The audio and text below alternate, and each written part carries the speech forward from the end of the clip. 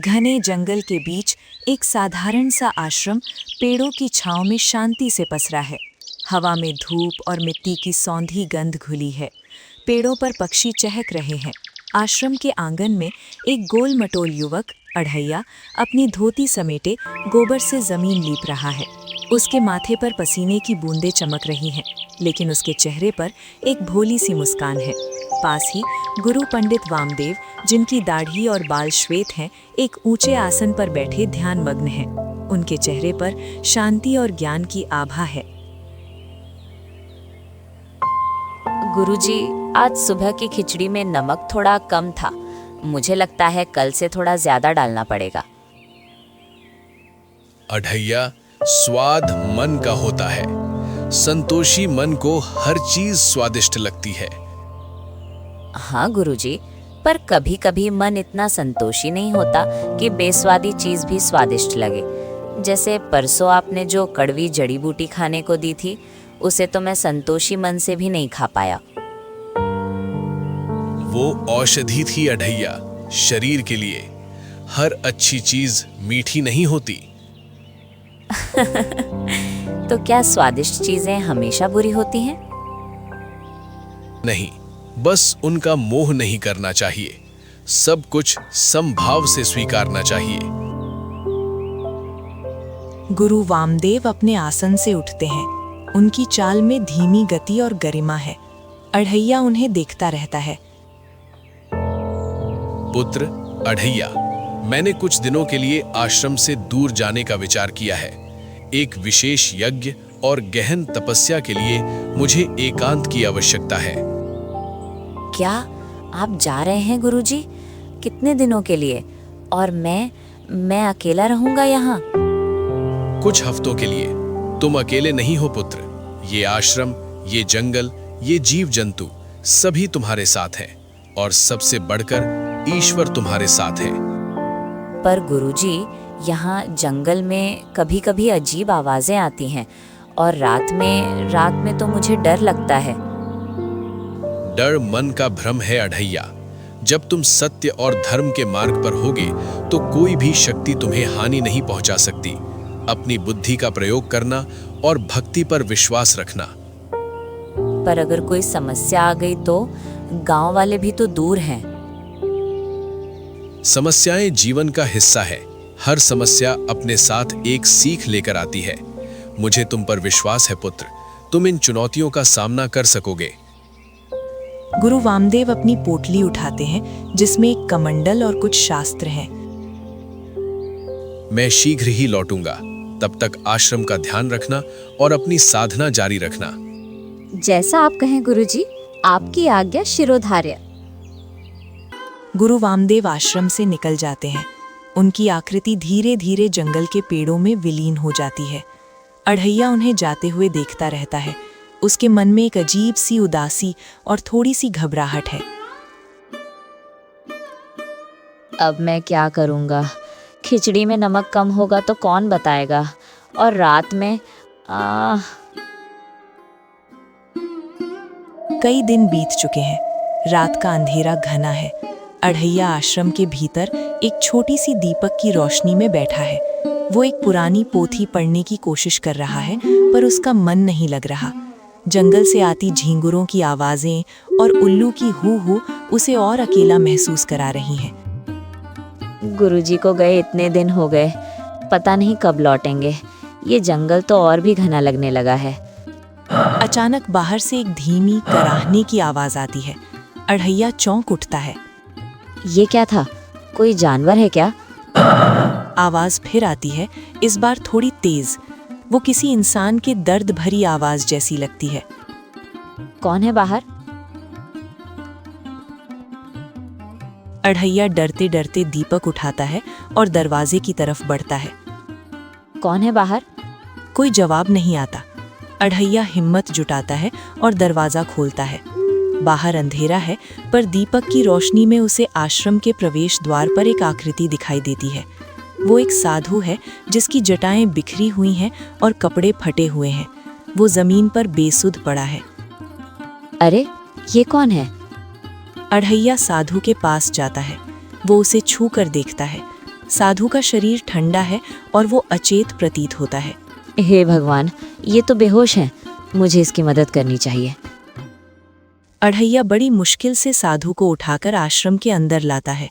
साधु का शरीर भारी है, वो उसे एक साफ जगह पर लिटाता है और उसे पानी पिलाने की कोशिश करता है।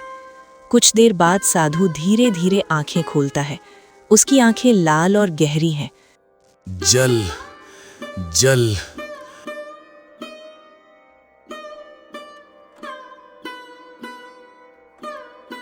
लीजिए महाराज, आप कौन हैं यहाँ जंगल में इस हाल में? मैं एक भटकता हुआ साधु हूँ पुत्र। अपनी तपस्या पूरी कर लौट रहा था, पर जंगल में मार्ग भटक गया। कुछ दुष्ट आत्माओं ने मुझ पर हमला किया, मेरी सारी सिद्धियां छीन ली। मैं अब निस्तेज हूँ। हे राम, ये तो बहुत बुरा हुआ। आप चिंता न करें महाराज, ये गुरु वामदेव का आश्रम है। आप यहाँ सुरक्षित हैं, आप आराम करें। तुम बहुत दयालु हो बालक। ईश्वर तुम्हें सद्बुद्धि दे। मैं अढ़ैया हूँ महाराज। गुरुजी अभी कुछ दिनों के लिए बाहर गए हैं। जब तक वो नहीं लौटते आप यहाँ आराम से रह सकते हैं। मैं आपकी सेवा करूँगा। धन्यवाद पुत्र। मुझे कुछ दिनों के लिए शांति और विश्राम की आवश्यकता है।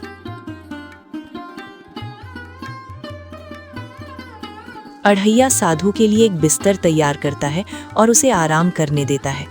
वो खुद भी सोने चला जाता है, पर उसके मन में साधु के बारे में कई सवाल घूम रहे हैं। उसकी आवाज, उसकी आंखें, कुछ अजीब सा।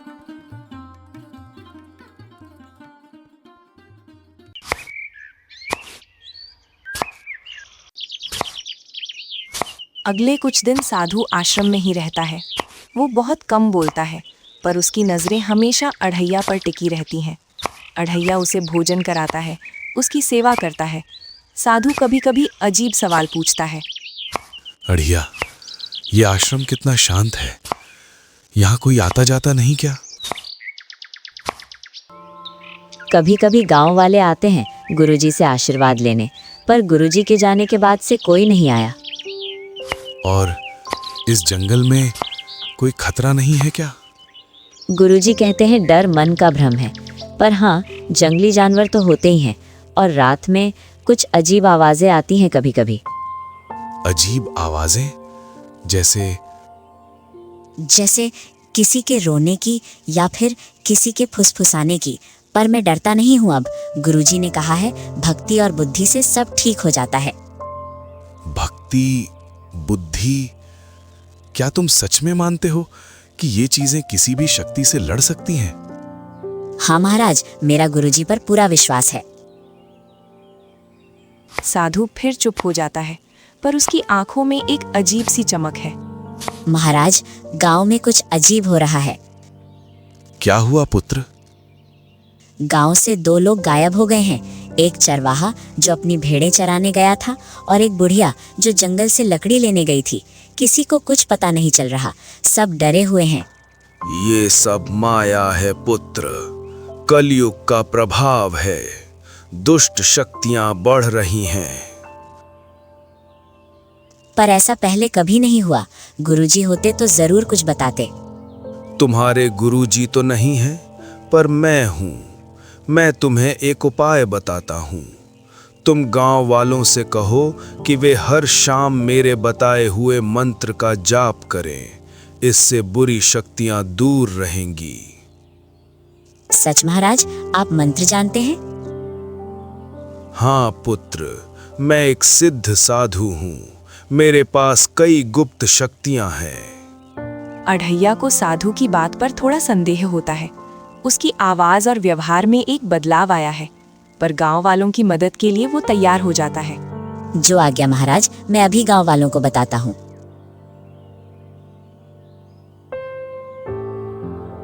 गांव में लोग डरे हुए हैं। कुछ लोग अपने घरों के बाहर आग जलाकर बैठे हैं, मंत्रों का जाप कर रहे हैं। अढ़ैया भी उनके साथ है।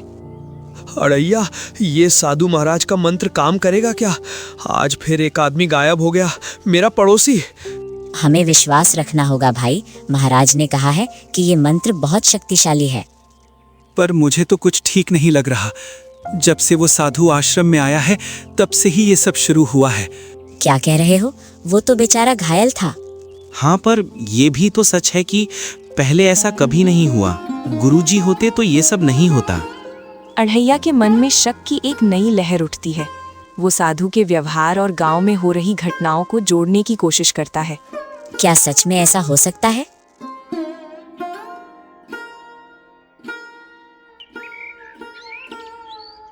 अढ़ैया आश्रम लौटता है। वो साधु को देखता है जो अपनी धूनी के पास बैठा है। उसकी आंखों में एक अजीब सी चमक है। महाराज, आ गए पुत्र। गांव वाले मंत्र जाप कर रहे हैं। हाँ, कर रहे हैं, पर महाराज गांव में और लोग गायब हो रहे हैं। ये तो होगा ही पुत्र। दुष्ट शक्तियां आसानी से नहीं जाती, उन्हें और बल चाहिए। कैसा बल?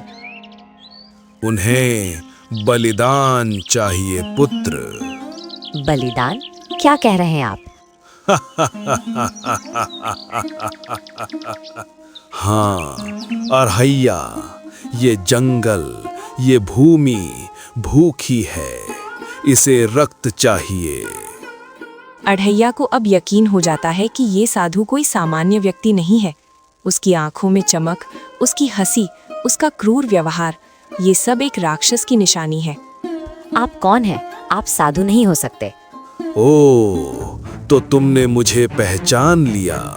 मुझे लगा था कि तुम जैसा मूर्ख बालक कभी नहीं समझेगा।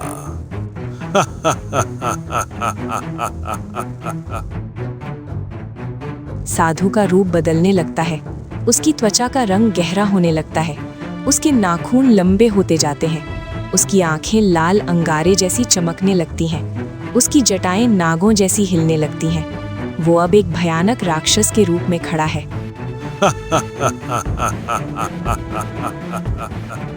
मैं मायावी राक्षस हूँ, इस जंगल का राजा।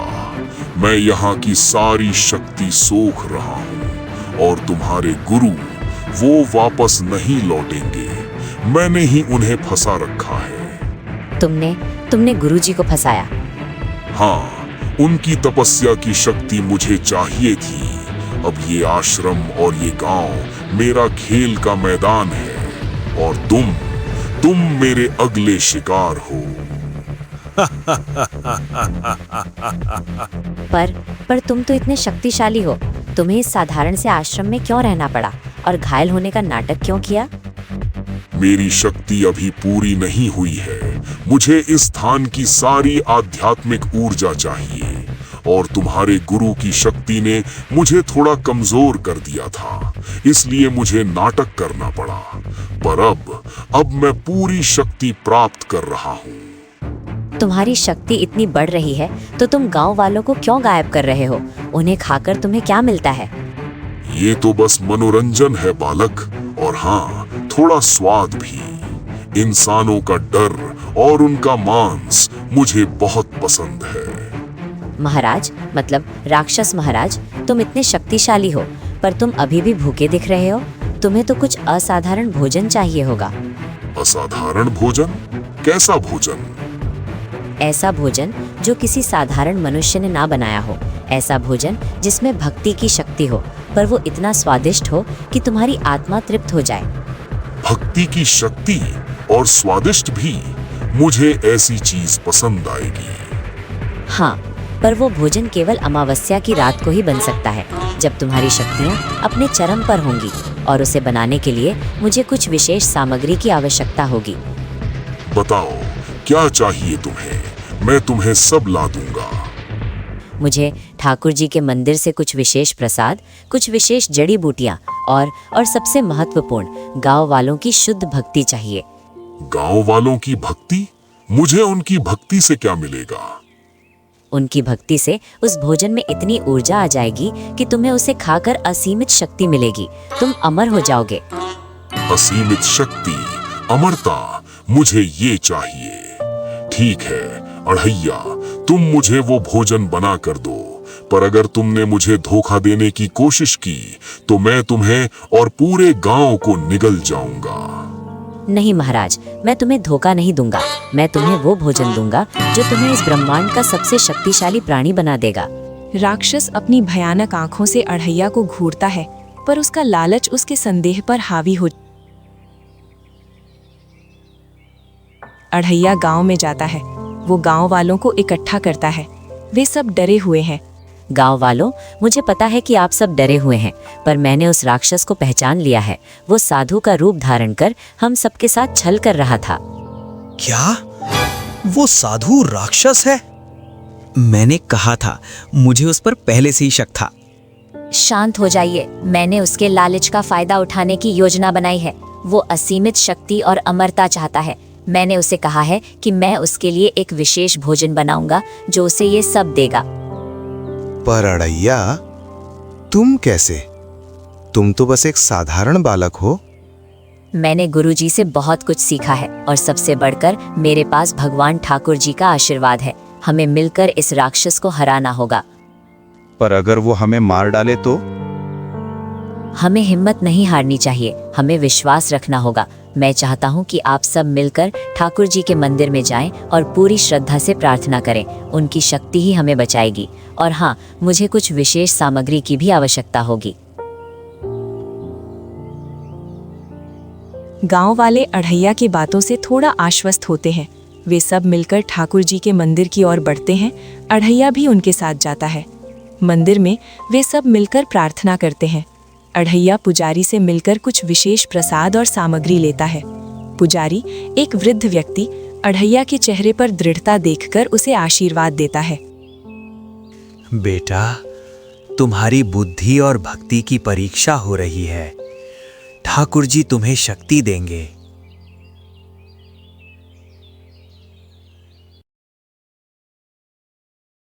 अमावस्या की काली रात है। आसमान में तारे भी नहीं दिख रहे। आश्रम में अंधेरा और सन्नाटा पसरा है। अढ़ैया रसोई में बैठा है। उसके सामने एक बड़ा सा बर्तन है। वो उसमें एक विशेष प्रकार का भोजन तैयार कर रहा है। ये भोजन देखने में सामान्य खिचड़ी जैसा लगता है, पर इसमें कई गुप्त जड़ी बूटियां और ठाकुर जी का प्रसाद मिलाया गया है। अढ़ैया मंत्रों का जाप करते हुए भोजन बना रहा है। उसका चेहरा पसीने से भीगा है, पर उसकी आंखों में दृढ़ संकल्प है।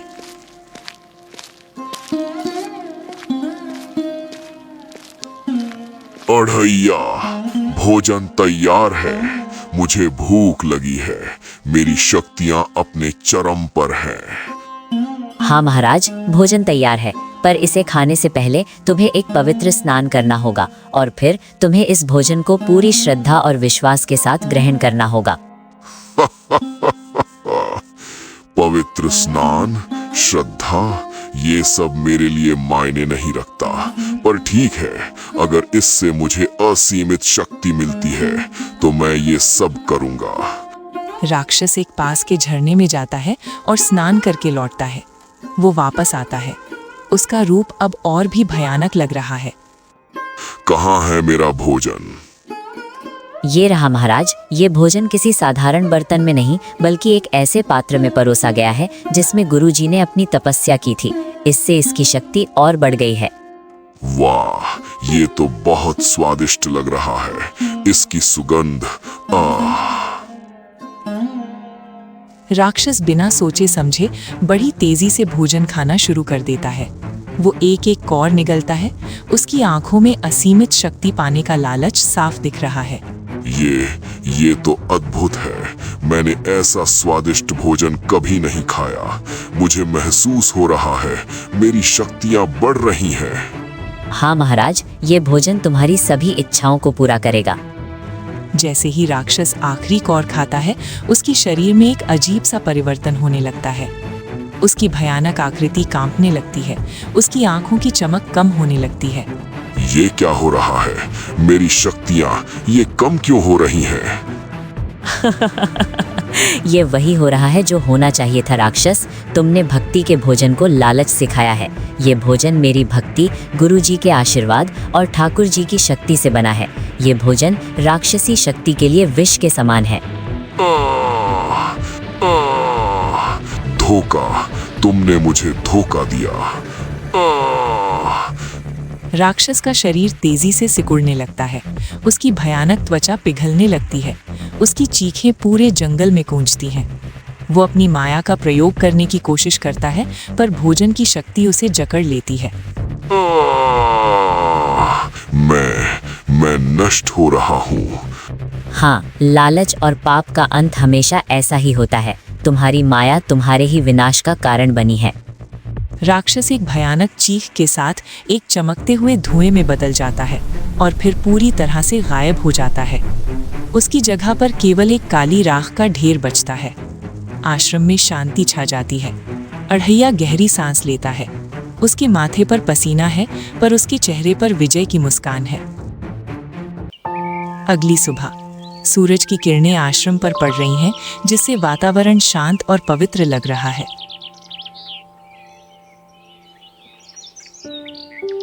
अढ़ैया, गुरुजी, आप आ गए।